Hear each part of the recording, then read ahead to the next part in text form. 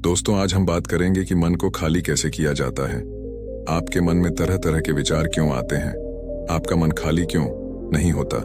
इससे पहले आपके जो भी विचार रहे होंगे, इस कहानी को सुनने के बाद आपका मन बिल्कुल खाली हो जाएगा।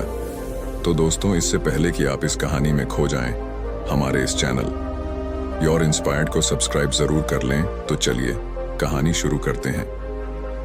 एक बार की बात है, एक गुरु का शिष्य बहुत गहन ध्यान कर रहा था, लेकिन उसका ध्यान केंद्रित नहीं हो रहा था। उनका मन सदैव विचारों से भरा रहता था। उसने अपने दिमाग को खाली करने की बहुत कोशिश की, लेकिन उसकी सारी कोशिशें नाकाम रहीं। अंत में जब वह सब कुछ कर चुका, तब वह अपने गुरु के पास गया और बोला, गुरुदेव, मेरा मन हमेशा विचारों से भरा रहता है। मैं एक जगह ध्यान केंद्रित नहीं कर पाता। जब देखता हूं तो दूसरी चीज पर चला जाता हूं, फिर तीसरी और चौथी चीज करता हूं। मेरे दिमाग में हजारों विचार चलते रहते हैं और मुझे पता भी नहीं चलता कि ऐसा कब होता है। बहुत समय बाद मुझे एहसास होता है कि मैं क्या करने बैठा था और क्या सोच रहा था।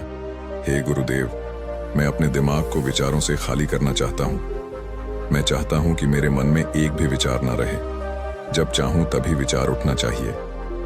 गुरु ने कहा कि किसी भी समस्या का समाधान तभी होता है जब हम समस्या की जड़ तक पहुंचते हैं, समस्या को ठीक से समझते हैं और जानते हैं। क्या आपने उस मन को भी जाना है जिसे आप खाली करना चाहते हैं?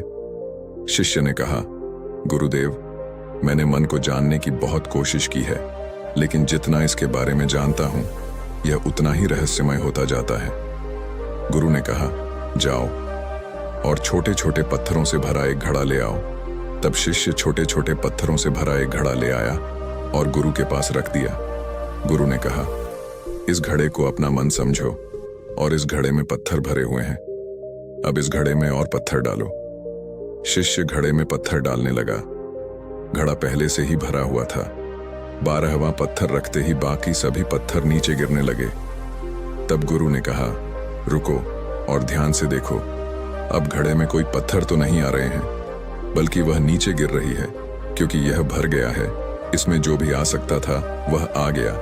अब और पत्थर नहीं आएंगे। यदि आप दूसरा पत्थर लगाना चाहते हैं तो पहले पत्थरों को बाहर निकालना होगा। शिष्य ने तुरंत कहा, गुरुदेव, मैं समझ गया कि आप क्या कहना चाहते हैं, कि हमें अपने दिमाग को विचारों से खाली कर लेना चाहिए। गुरु मुस्कुराए और गुरु ने कहा, पहले पूरी बात समझो और फिर दिमाग को खाली करो। गुरु ने कहा कि हमारा मन इस घड़े के बिल्कुल विपरीत है। तुम घड़े को पत्थरों से तो भर सकते हो, लेकिन मन को विचारों से नहीं भर पाओगे। मन हमेशा खाली रहता है। शिष्य ने कहा, गुरुदेव, मुझे कुछ समझ नहीं आ रहा है। अगर दिमाग हमेशा खाली रहता है तो हम उसे खाली करने की कोशिश क्यों करते रहते हैं? इसकी क्या जरूरत है?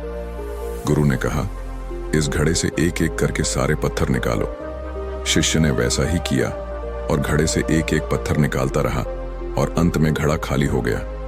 गुरु ने कहा, देखो, तुमने एक एक पत्थर निकाला, यह घड़ा खाली हो गया है।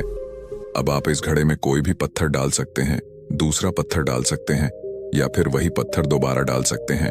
आप इसे आधा भर सकते हैं या फिर पूरा भर सकते हैं। शिष्य ने कहा, गुरुदेव, मैं भी ऐसा ही हूं। मैं बता रहा हूं कि मन को खाली करना है। ये तो पत्थर हैं, इन्हें आसानी से निकाला जा सकता है और घड़ा खाली किया जा सकता है, लेकिन मैं अपने मन को कैसे खाली करूं? गुरु ने कहा, इस खाली घड़े में एक पत्थर डालो और 2 पत्थर निकाल लो। शिष्य ने यह कहा, ऐसा कैसे हो सकता है कि जब इस घड़े में एक पत्थर होगा तो एक ही पत्थर निकलेगा, फिर 2 पत्थर कैसे निकल सकते हैं? गुरु ने कहा, चलो ऐसा करो, इस घड़े में 2 पत्थर डालो और 4 पत्थर निकाल लो।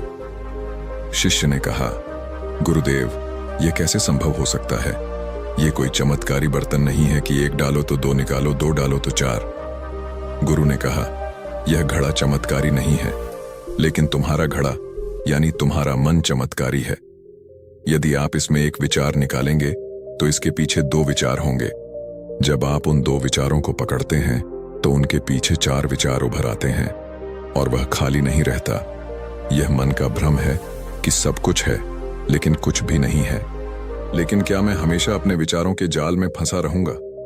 क्या मन के भ्रम से बाहर निकलने का कोई रास्ता है? बिल्कुल नहीं।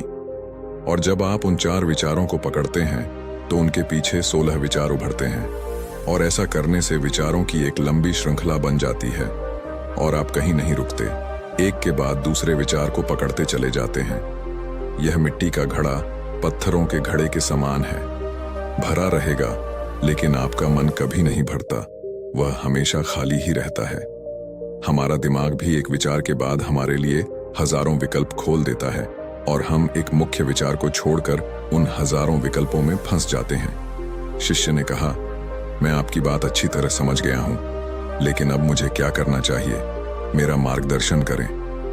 गुरु ने कहा, मन के जाल में मत उलझो, मन को खाली करने की कोशिश मत करो, अपना ध्यान इकट्ठा करो, एकाग्रता लाओ, जो भी कर रहे हो उसे अंतिम मानकर करो। ऐसे करो कि बाद में इसमें आपको कुछ भी करने की जरूरत नहीं है। और जब आप किसी दूसरे विचार पर काम करते हैं तो बस उसी पर काम करें, कोई दूसरा विचार नहीं। मन के भ्रम से बाहर निकलना इतना आसान नहीं है, लेकिन अभ्यास सब कुछ कर सकता है। शिष्य ने कहा, गुरुदेव, मैं भी ऐसा ही करूंगा। यह समझाने के लिए आपका बहुत बहुत धन्यवाद। हम सभी अपने दिमाग को खाली करने की कोशिश करते हैं, मन में उठते बैठते विचारों से परेशान रहते हैं। हम चाहते हैं कि ये विचार कहीं चले जाएं और हम शांत हो जाते हैं, लेकिन जितना हम इन विचारों से दूर भागते हैं, हम विचारों का उपयोग करते हैं कि वे हमें शांत करते हैं, और वे आपके उन्हीं विचारों से जुड़े होते हैं जिन्हें आप छोड़ना चाहते हैं। इसीलिए ये विचार इतनी शक्तिशाली हैं। जब आप सोचना ही नहीं चाहते तो आप शांत रह सकते हैं। यह तभी संभव है जब आप शांत रहने की कोशिश करना बंद कर दें और अपनी समस्या को हल करने पर ध्यान दें। ध्यान केंद्रित करें और समझें कि चिंता करने से नहीं, बल्कि सोचने से समाधान मिलता है। गुरु ने कहा, इस मिट्टी के बर्तन को पत्थरों से आधा भर दो। शिष्य ने वैसा ही किया। फिर गुरु ने कहा, अब इन पत्थरों में से एक पत्थर चुन लो और उस पत्थर की एक छोटी सी मूर्ति बनाकर मुझे दे दो। मैं जानता हूं कि तुम एक अच्छे कलाकार हो। जब शिष्य ने 11वां पत्थर निकाला और उस पत्थर को तराशना शुरू किया तो उसे एहसास हुआ कि यह पत्थर अच्छा नहीं है। तो उसने घड़े से दूसरा पत्थर निकाला। उसे वह पत्थर भी पसंद नहीं आया। फिर उसने तीसरा पत्थर निकाला। उसका रंग उसे पसंद नहीं आया। फिर उसने चौथा पत्थर निकाला, लेकिन उसे इस पत्थर में एक दोष निकला। इस प्रकार उसने लगभग सभी पत्थर बाहर फेंक दिए। उसे ऐसा करते देख गुरु ने कहा, वह पत्थर जो तुमने पहली बार निकाला था, यह समझकर उसी पत्थर की खोज करो कि तुम्हारे पास कोई दूसरा पत्थर नहीं है। तब शिष्य ने उस पत्थर को ही खोजना शुरू कर दिया और उस पत्थर से उसने अपने गुरु की एक बहुत ही सुंदर मूर्ति बनाई और अपने गुरु को भेंट की और कहा, बहुत सुंदर, इस पत्थर से मूर्ति बनाई जा सकती है। मैं इसका विचार भी नहीं कर सकता था। गुरु ने कहा कि जब कोई दूसरा विकल्प नहीं है तो हम अपनी सारी ऊर्जा उसमें लगा देते हैं और उसे सर्वश्रेष्ठ बनाते हैं। जब कोई दूसरा विकल्प है तो हम सिर्फ पत्थर चुनते रहते हैं। मान लीजिए कि मूर्ति नहीं बनाई गई है।